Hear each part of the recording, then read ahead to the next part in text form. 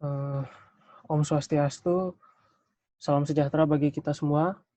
Hari ini kelompok kami akan mempresentasikan materi Specifying Time Lags.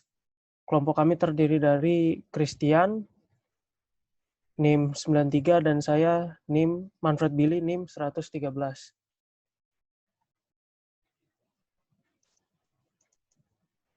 Kita masuk ke pengertian apa itu time lag. Time lag adalah penundaan antar tugas yang memiliki ketergantungan. Untuk time lag, kita memasukkannya sebagai positif. Dalam artian bukan berarti tertunda karena kendala-kendala yang spesifik, tapi time lag ini memang waktu penundaan yang direncanakan. Kita masuk ke latar belakangnya. Pada PERT dan GPM menganggap bahwa keberadaan hubungan prioritas dengan jeda waktu minimal adalah nol. Artinya aktivitas dapat dilakukan apabila aktivitas sebelumnya telah diselesaikan. Dalam hal ini, perhatian tidak hanya diberikan pada spesifikasinya dari jenis relasi prioritas yang benar, tetapi juga dengan estimasi dari jeda waktu yang sesuai itu sendiri. Jadi, time lag sangat diperlukan pada constraint yang sering terjadi overlap, seperti constraint SS, constraint start-start, dan constraint FF, finish-finish. Kita masuk ke menghitung lag time dalam posisi constraint mulai ke mulai, atau SS. Pada constraint ini dapat dirumuskan sebagai SS, dalam kurung I sampai J, sama dengan B yang berarti kegiatan J mulai B hari setelah kegiatan yang terdahulu atau I dimulai.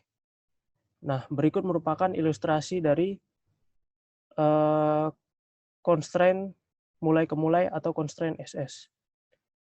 Slide selanjutnya akan dilanjutkan oleh teman saya, Christian.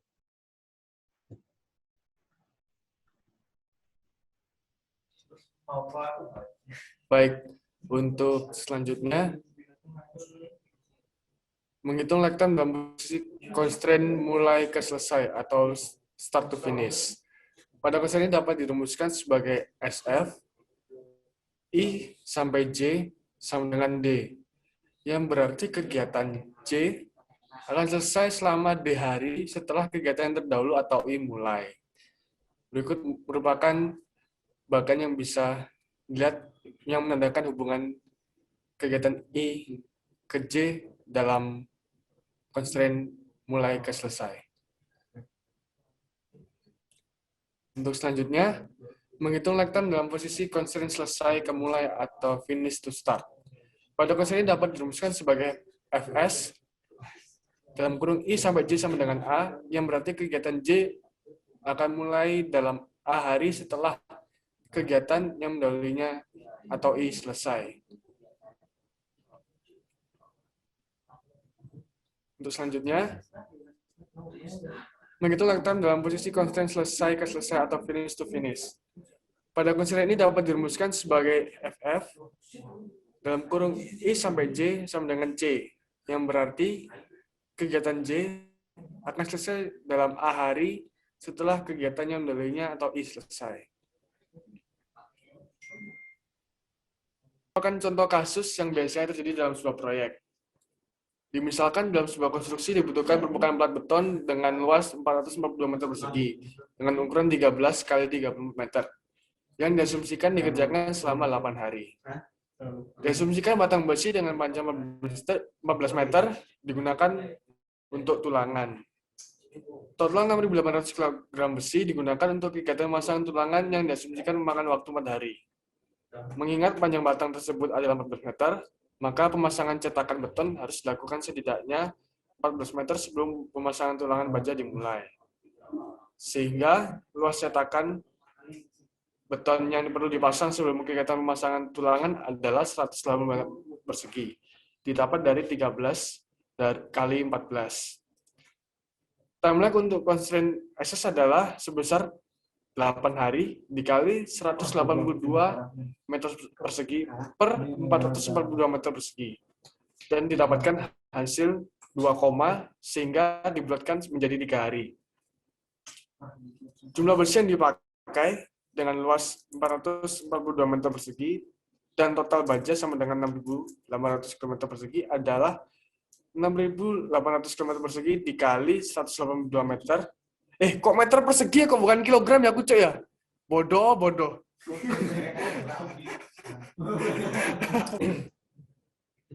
Menang kok aslinya kan gitu. Diem lah. Bentar, masih rame. Bentar anjing. Masih gerakin. Udah, Bil.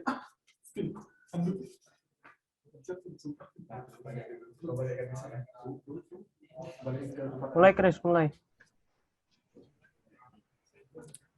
Berikut merupakan contoh kasus yang biasanya terjadi dalam sebuah proyek. Misalkan dalam sebuah konstruksi dibutuhkan permukaan plat beton dengan luas 442 meter persegi dengan ukuran 13 x 34 meter. Yang diasumsikan dikerjakan selama 8 hari. Diasumsikan batang besi dengan panjang 14 meter digunakan untuk tulangan. Total 6.800 kg besi digunakan untuk kegiatan pemasangan tulangan yang diasumsikan memakan waktu 4 hari. Mengingat panjang batang tersebut adalah 14 meter, maka pemasangan cetakan beton harus dilakukan setidaknya 14 meter sebelum pemasangan tulangan baja dimulai. Sehingga luas cetakan beton yang perlu dipasang sebelum kegiatan pemasangan tulangan adalah 182 meter persegi. Didapatkan dari 13 dikali 14. Time lag untuk constraint SS adalah sebesar 8 hari dikali 182 meter persegi per 442 meter persegi. Dan hasilnya adalah 2, sehingga dibulatkan menjadi 3 hari. Jumlah besi yang dipakai dengan luas 442 meter persegi dan total baja 6.800 kg adalah 6.800 kg dikali 182 meter persegi per 442 meter persegi dan mendapatkan hasil 2.800 kg. Berdasarkan hitungan tersebut dihasilkan time lag sebesar 4 hari dikali 2.800 kg per 6.800 kg dan didapatkan hasil 1, ya.